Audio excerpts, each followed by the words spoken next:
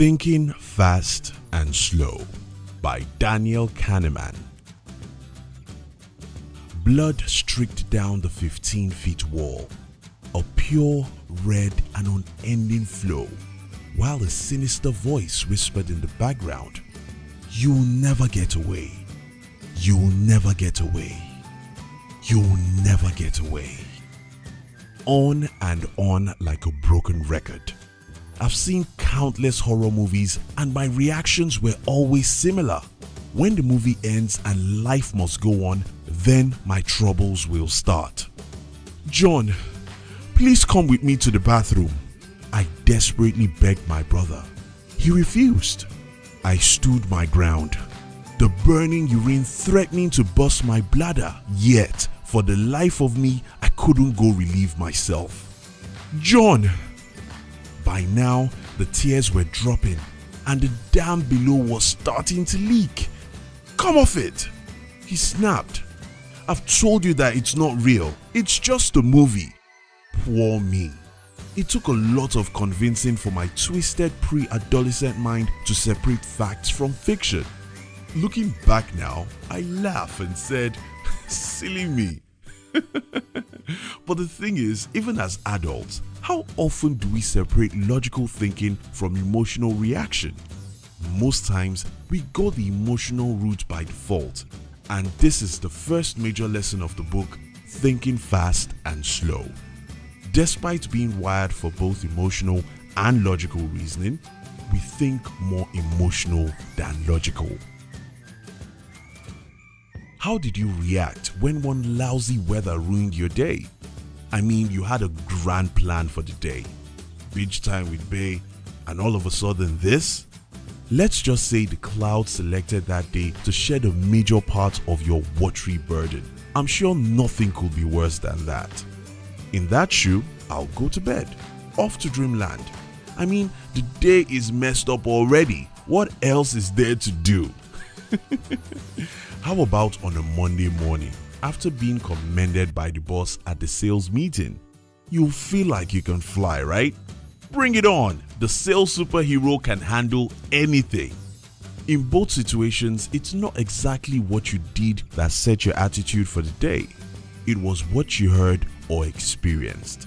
This is exactly the second major lesson in thinking fast or slow. The environment affects our attitude, and cheerful minds are more creative. So, you want to be creative?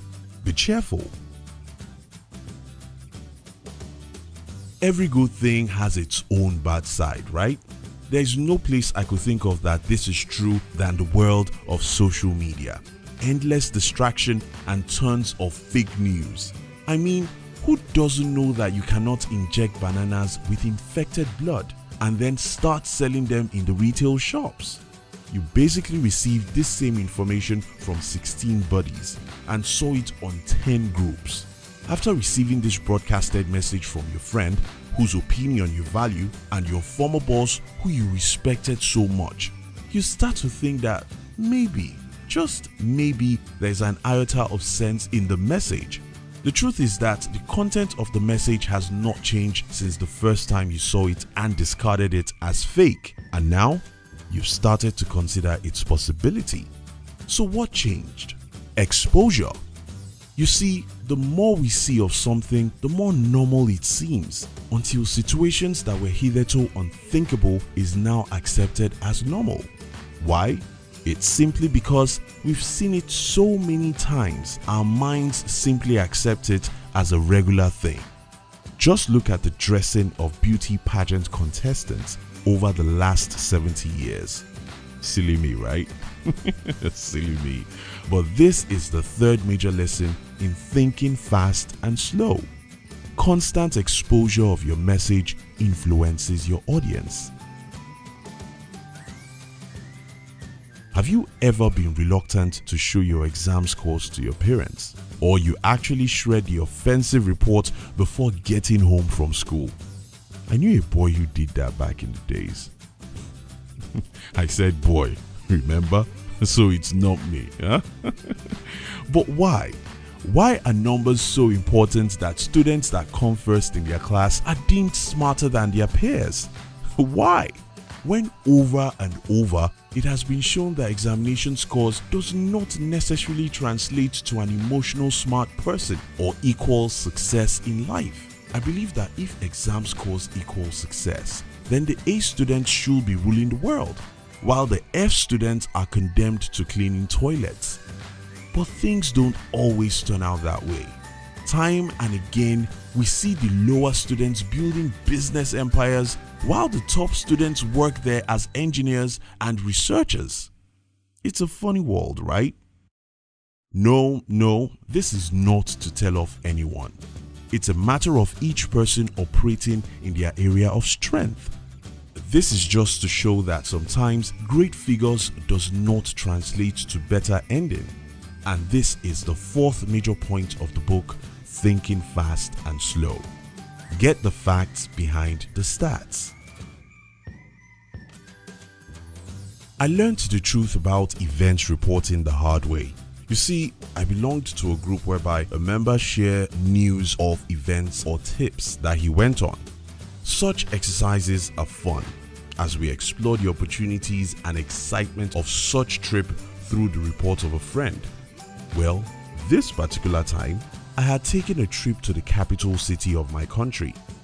It was a time of great fun as I explored the history of my beautiful country through the artifacts, the people, and the natural features of the city, and of course, the government.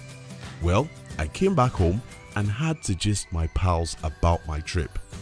Then, I discovered that even though I had a fantastic experience on my trip, I had a hard time recollecting specifics without referring to a note.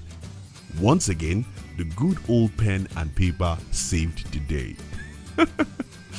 This, however, is the fifth major point of the book, Thinking Fast and Slow. Your brain doesn't have the capacity to remember so much details. If anything is important to you, write it down.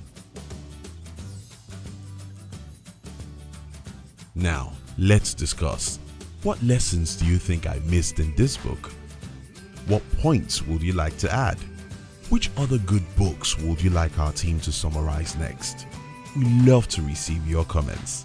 If you love this summary, our team will be very happy if you can like this video and share it with your friends on social media. And if you've not subscribed to our channel, subscribe now and turn on the notification because we'll help you to read all the best books in the world within 7 minutes. Kindly watch the next video we recommend for you in your screen right now. We love you.